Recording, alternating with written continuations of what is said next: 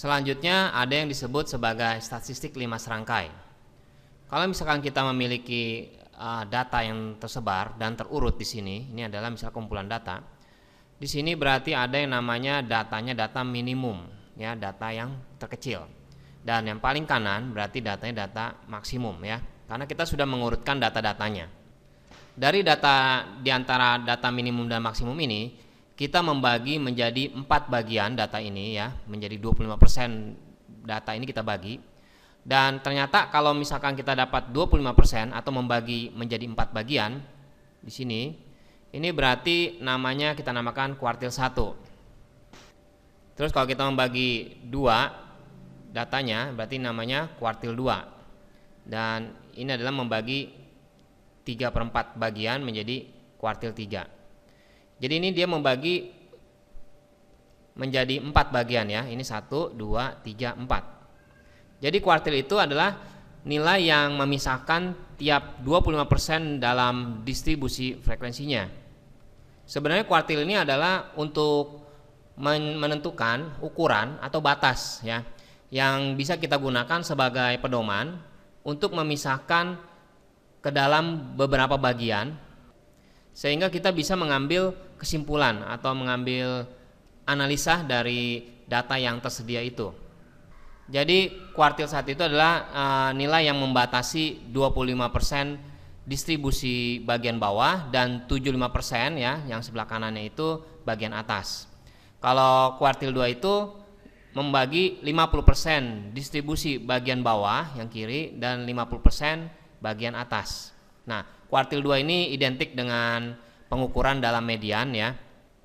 Dan kuartil 3 itu artinya membatasi nilai yang membatasi 75% distribusi bagian bawah, jadi yang sebelah kiri, dan di sebelah kanannya itu 20% yang bagian atas. Selain data ini dibagi menjadi 4 bagian, yaitu yang kita namakan kuartil, jadi dia kata quart, ya. Quart itu artinya kuadran, kuadran itu 4, identik dengan 4. Ada juga yang disebutnya namanya desil. Dan disebut juga ada yang namanya persentil di sini, ya, data-data ini. Nah, kalau kita definisinya, desil itu adalah nilai batas yang memisahkan distribusi ini penyebaran ini, ya, penyebaran data. Nilai yang memisahkan distribusinya menjadi 10 bagian. Jadi kalau akan kita memiliki data, kalau kuartil kan membagi 4 bagian. Tapi kalau desil ini membagi 10 bagian. Dan kalau persentil dia membagi menjadi 100 bagian yang sama, ya. Namanya juga persen. Persen itu identik dengan 100, desil desimal gitu, ya. Misalkan desil itu kita misalkan identik dengan desimal, misalnya desimal itu misalnya 0,1, artinya 1 ini dalam 10 bagian, ya. Jadi dia membagi 10 bagian. Jadi kalau kita misalnya mempunyai data, range data ini ternyata kita bagi menjadi 10 bagian, berarti ini adalah 1 dari 10 atau 0,1. Kalau persentil juga sama, dia membaginya menjadi 100 bagian, ya, yang sama. Rumus-rumusnya kita lihat di sini, ya, mirip. Jadi kalau kita perhatikan kuartil 1 itu rumusnya adalah tepi bawah kuartilnya ditambah 1/4 data dikurangin frekuensi kumulatif sebelum kuartilnya dibagi dengan frekuensi kuartilnya dikali panjang kelas, ya. Ini polanya seperti ini. Nanti untuk lebih jelasnya kita praktek di soalnya.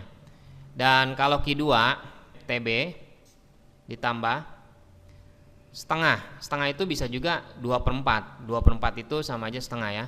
Jadi kita menulisnya setengah N dikurangin frekuensi kumulatif kuartilnya sebelum kuartil, ya, dibagi FQ2 dikali K.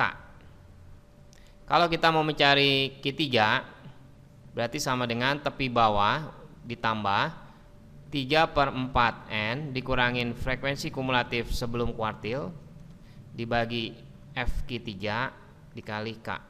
Ini adalah rumus-rumus untuk data berkelompok. Nah, udah gitu kita misalkan ada kata desil, kita menulisnya lambangnya D. Kalau misalkan dia D1 itu sama dengan tepi bawah desilnya ditambah 1/10, ya, karena 1 itu berarti 1/10 N membagi 1/10 data dikurangin frekuensi kumulatif dibagi frekuensi desil satunya dikali K.